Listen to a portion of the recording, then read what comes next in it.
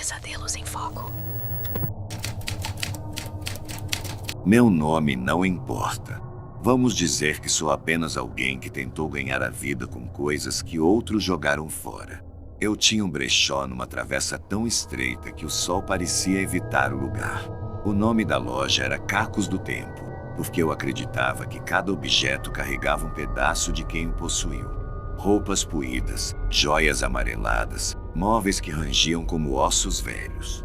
Eu amava aquilo, até o relógio de parede aparecer. Eu o achei numa entrega de doações. Alguém deixou uma caixa de papelão na porta do brechó, sem remetente, sem nada escrito. Dentro, embrulhado em jornais amassados, estava o relógio. Era grande, com um mostrador de números romanos e um pêndulo de latão que balançava com um tic-tac grave, como o pulsar de algo vivo. A madeira era escura, quase preta, com entalhes que pareciam mudar dependendo da luz. Às vezes flores, às vezes rostos tortos. Coloquei-o na parede do fundo da loja, achando que daria um charme. Que ironia! No primeiro dia, ele não funcionava. Tentei mexer no mecanismo, mas o pêndulo só balançava uma vez antes de parar, como se recusasse meu toque. À noite, porém, quando tranquei a porta e apaguei as luzes, ouvi o tic-tac. Lento, pesado, ecoando pelo brechó como se o ar estivesse carregado de eletricidade.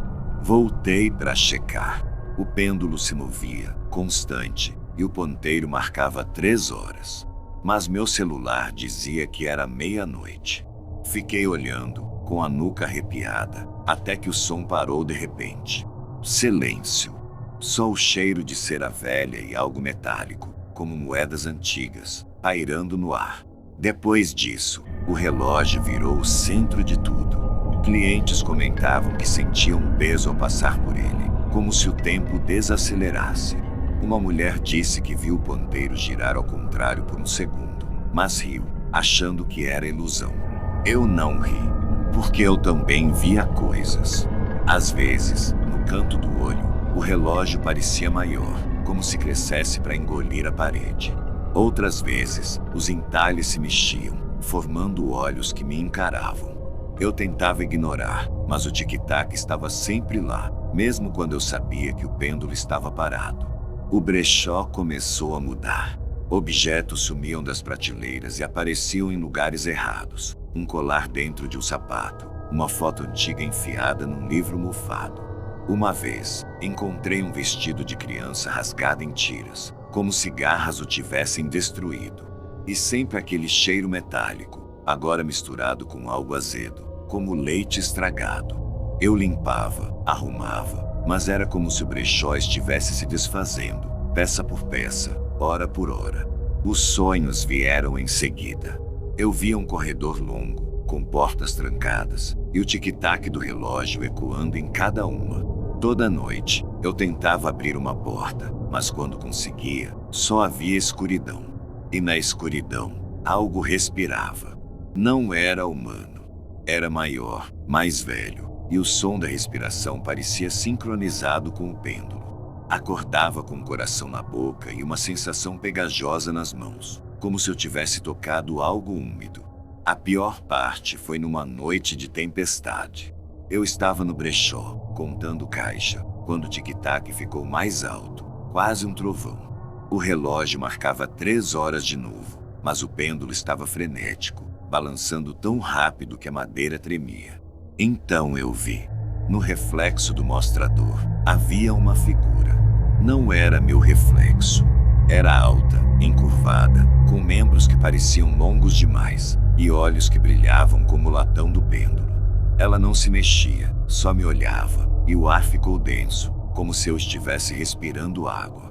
Tentei correr, mas meus pés pareciam grudados no chão. O tic-tac virou um rugido, e o relógio começou a pulsar. As paredes do brechó se curvaram, como se fossem de pano, e o cheiro metálico era insuportável, queimando minha garganta.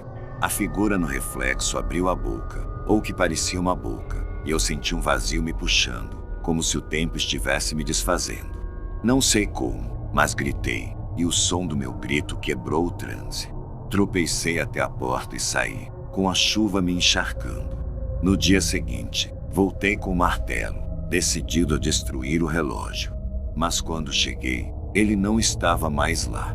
A parede estava vazia, sem marcas, como se nunca tivesse existido um prego. Só o cheiro metálico permanecia, e no chão, onde o relógio ficava, havia um círculo de poeira, com pegadas pequenas dentro. Pegadas que não eram minhas. Fechei o brechó naquela semana. Não aguentava mais o peso do lugar, o jeito como as sombras pareciam mais longas, o tic-tac que eu ainda ouvia mesmo estando a quilômetros dali.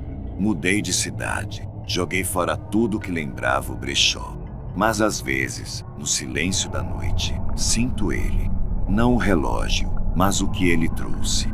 O tempo não parece certo a Nimori. Meu relógio de pulso atrasa, sempre marcando 3 horas. E, às vezes, vejo pegadas na poeira do meu apartamento. Pequenas, tortas, como se algo estivesse me seguindo.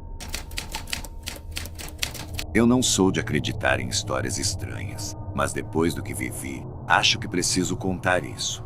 Talvez seja um aviso, talvez só um desabafo. Meu nome é Clara, 29 anos, e até uns meses atrás eu era dona de um brechó na esquina da Rua das Flores, uma viela esquecida onde o cheiro de mofo e as sombras pareciam grudar na pele. Abri o lugar por amor às coisas velhas, botões de madrepérola, vestidos com bainhas desfiadas, relógios que pararam de contar o tempo. Cada peça parecia sussurrar uma história, mas a máquina de costura, ela não sussurrava, ela gritava. Eu a encontrei num leilão de objetos abandonados, num galpão úmido que fedia a óleo rançoso. Era uma Singer antiga, com pedal de ferro e uma carcaça preta que brilhava como se tivesse sido polida ontem. O leiloeiro disse que veio de uma casa incendiada décadas atrás, mas não deu detalhes. Ninguém quis arrematar. Eu levei por quase nada, pensando que seria uma peça decorativa perfeita para o brechó. Coloquei-a num canto da loja, perto da vitrine, onde a luz do sol fazia os detalhes dourados da máquina faiscarem. No começo, os clientes achavam graça. Alguns até tentavam mexer no pedal, que rangia com som grave, como um gemido preso na garganta. Mas eu comecei a notar coisas. À noite, quando varria o chão, ouvia um clique-clique vindo da máquina, como se a agulha estivesse trabalhando sozinha. Eu checava. Claro, não tinha linha, não tinha tecido.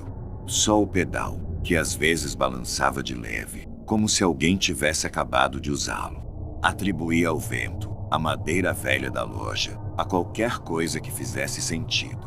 Então vieram os cheiros. Sempre que eu passava pela máquina, sentia um odor estranho, como pano queimado misturado a algo doce, quase podre. Era tão forte que às vezes eu tossia. Mas quando procurava a fonte, não achava nada. Uma cliente, uma senhora que comprava lenços antigos, disse que sentiu o mesmo cheiro uma vez, mas riu e falou que lugares velhos guardam memórias ruins. Eu sorri de volta, mas por dentro meu estômago revirava. As coisas pioraram numa tarde chuvosa. Eu estava sozinha, catalogando um lote novo de bijuterias, quando ouvi o clique-clique novamente. Só que dessa vez era ritmado, quase como uma música. Me aproximei da máquina e vi que o pedal estava se movendo. Não rápido, mas constante, como se pés invisíveis o pressionassem. Minha boca secou. Toquei a máquina, e ela estava quente, pulsando, como se tivesse um coração dentro do metal. Puxei a mão rápido, sentindo uma queimação que deixou meus dedos vermelhos por horas. Naquela noite, sonhei com a máquina. Não era só ela, mas o que ela costurava. Linhas pretas que saíam da agulha e se enroscavam em mim, apertando até eu não conseguir respirar. No sonho, eu via mãos pequenas, com unhas quebradas, girando a roda da máquina, e um riso baixo ecoava, como se a madeira do brechó estivesse rindo junto. Acordei com o mesmo cheiro de pano queimado no quarto, e minha garganta ardendo, como se eu tivesse inalado fumaça. No dia seguinte, notei algo novo. Perto da máquina, no chão, havia fiapos de linha preta. Não era minha, eu nunca usava linha preta. Peguei um punhado e joguei no lixo, mas quando voltei, Havia mais, como se o chão estivesse cuspindo aquilo. Tentei ignorar, mas os clientes começaram a reclamar. Uma garota disse que sentiu algo puxando seu cabelo enquanto olhava a vitrine. Um homem devolveu um casaco, jurando que ouviu sussurros vindo dos bolsos. Eu não sabia o que dizer. Só sentia o peso da máquina no canto, como se ela me observasse. A gota d'água foi numa sexta-feira à noite. Eu estava fechando a loja, o brechó já escuro, quando o clique-clique virou um estrondo. A máquina estava funcionando sozinha, a agulha subindo e descendo com uma velocidade impossível. E então eu vi, um pano estava se formando no suporte, tecido do nada, preto como tinta. Mas não era só tecido. Ele se movia, como se tivesse veias pulsando dentro. Minha cabeça girava, e o cheiro de queimado era tão forte que meus olhos lacrimejavam. Tentei desligar a máquina, mas a roda girava contra minha mão, cortando minha palma. O sangue pingou no pano, e ele absorveu, como se estivesse sedento. Eu gritei e corri para a porta, mas ela não abria. O brechó parecia menor, as paredes mais próximas, e o riso do meu sonho estava lá, agora alto, vindo de todos os lados. Olhei para a máquina e vi, por um segundo, um reflexo na carcaça preta. Não era o meu rosto. Era uma criança, com olhos vazios e a boca costurada. Ela apontou para mim, e o pano preto começou a rastejar pelo chão, na minha direção. Não sei como saí. Só sei que bati na porta até minhas mãos sangrarem, e de repente ela cedeu. Corri para a rua, com o som da máquina ecoando atrás de mim. Nunca mais voltei. Deixei o brechó trancado, com tudo dentro. Fui embora da cidade, mas ainda sinto o cheiro às vezes, preso nas minhas roupas. E as linhas, elas aparecem. Fiapos pretos no meu bolso, no tapete, na minha cama. Não conto pra ninguém, porque quem vai acreditar? Eu não sou de contar histórias. Na verdade, eu nem acreditava nesse tipo de coisa até uns meses atrás. Mas o que aconteceu comigo no brechó que abri na Rua Velha não sai da minha cabeça, e acho que escrever isso aqui pode, sei lá, aliviar. Ou talvez alertar alguém. Vou tentar ser direto, mas é difícil organizar os pensamentos quando você ainda ouve o som daquele espelho tilintando no fundo da mente. Meu nome é Caio, 32 anos, e sempre gostei de coisas antigas. Não por romantismo, mas porque objetos usados têm histórias. Então, quando herdei um dinheiro da minha avó, decidi abrir um brechó numa esquina esquecida da cidade. O lugar era perfeito, um casarão antigo, com piso de madeira que rangia como se tivesse vida própria, janelas que pareciam nunca deixar o sol entrar direito. O aluguel era barato, o que deveria ter sido um alerta, mas eu só pensei na oportunidade. Batizei o brechó de Memórias Perdidas e comecei a garimpar peças. Roupas desbotadas, relógios parados, bonecas de porcelana com olhos que pareciam te seguir. Coisas normais de brechó, sabe? O problema começou com o espelho. Eu o encontrei numa feira de antiguidades, encostado num canto como se ninguém quisesse tocar nele. Era alto, com uma moldura de bronze toda trabalhada, mas meio embaçada, como se o reflexo estivesse preso numa névoa. O vendedor, um velho com mãos trêmulas, disse que era de uma família que não precisava mais dele. Achei a frase estranha, mas o preço era bom, e eu sabia que um espelho assim chamaria atenção na loja. Levei ele pro brechó e coloquei bem no centro, onde a luz fraca das lâmpadas batia de leve. No começo, os clientes adoravam. Tiravam fotos, faziam piadas sobre parecerem de outra época no reflexo. Mas eu comecei a notar coisas. Às vezes, quando eu limpava o espelho, sentia um frio que não explicava. Não era vento, era como se o ar ao redor dele estivesse vazio. E tinha o som, um tilintar baixo, quase como sinos distantes, que vinha de dentro da moldura. Eu checava, pensando que era algum defeito, mas não achava nada. Só aquele barulho, insistente, sempre à noite, quando eu fechava a loja. Uma semana depois, comecei a perceber que o reflexo não era certo. Não sei como explicar. Eu me olhava no espelho e via meu rosto, mas ele parecia atrasado, como se meus movimentos demorassem meio segundo para aparecer. Uma vez, juro, vi meu reflexo piscar antes de eu piscar. Meu coração disparou, mas eu me convenci de que era cansaço. Afinal, eu passava o dia todo arrumando estoque, limpando, atendendo. Só que então vieram os sonhos. Toda noite, eu sonhava com o espelho. Não era só ele, mas o que estava dentro.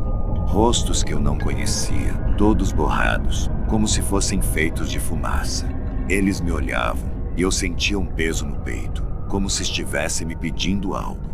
Às vezes, eu acordava com um cheiro estranho no quarto, tipo metal enferrujado misturado com flores murchas. Era tão real que eu checava janelas, pensando que alguém tinha entrado. Mas não tinha ninguém. Só o silêncio da casa e, lá no fundo da mente, aquele tilintar. O brechó começou a mudar também. As coisas que eu vendia, elas voltavam. Uma cliente trouxe de volta um colar de pérolas, dizendo que ele não parava quieto na gafa. Eita dela! Um cara devolveu um relógio de bolso porque, segundo ele, os ponteiros giravam ao contrário à noite. Eu ria, fazia graça, mas por dentro estava apavorado. Porque eu sabia que o problema não era o colar, nem o relógio. Era o espelho. Ele estava contaminando tudo. A gota d'água foi numa quinta-feira chuvosa. Eu estava sozinho, arrumando umas roupas no fundo da loja, quando ouvi o tilintar. Mais alto dessa vez, como se o espelho estivesse me chamando. Eu me aproximei, e o reflexo não era eu. Era uma mulher. Ela tinha cabelos longos, desgrenhados, e olhos que pareciam buracos. Não piscava. Só me encarava, com um sorriso que não era sorriso. Era mais um corte na cara. Minha garganta fechou, e eu senti um frio subindo pelas pernas, como se o chão estivesse me puxando para baixo. Tentei gritar, mas minha voz não saía. E então, ela estendeu a mão, como se quisesse tocar o vidro. Eu caí para trás, derrubando uma prateleira cheia de pratos. O barulho me trouxe de volta, e quando olhei de novo, o reflexo era só o meu, suado, pálido, com os olhos arregalados. Mas eu sabia que ela ainda estava lá, dentro do espelho, esperando. Naquela noite, tranquei a loja e decidi que não ia mais voltar. Mas não consegui. Era como se o espelho me puxasse, como se ele soubesse que eu era o dono dele agora. No dia seguinte, contratei um cara para levar o espelho embora. Ele era forte, daqueles que não perguntam muito. Mas quando tentou levantar o espelho, ele gritou. Disse que sentiu algo agarrando o braço dele, dentro do reflexo. Ele largou tudo e saiu correndo, me xingando. O espelho ficou lá, intocado. Eu não aguentava mais. Peguei uma marreta no depósito e fui para cima dele. Cada golpe fazia o tilintar ficar mais alto, mais desesperado. O vidro rachou, mas não quebrou. Em vez disso, as rachaduras formaram um desenho, como se fossem veias pulsando. E então, vi meu reflexo de novo. Só que dessa vez, eu estava sorrindo. Um sorriso que não era meu. Joguei um pano por cima do espelho e tranquei a loja. Nunca mais voltei. Abandonei tudo, o brechó, as coisas, minha vida naquela cidade. Hoje, moro a quilômetros dali, mas ainda sinto ele. Não o espelho em si, mas o que ele trouxe. Às vezes, no canto do olho, vejo reflexos que não deveriam estar lá.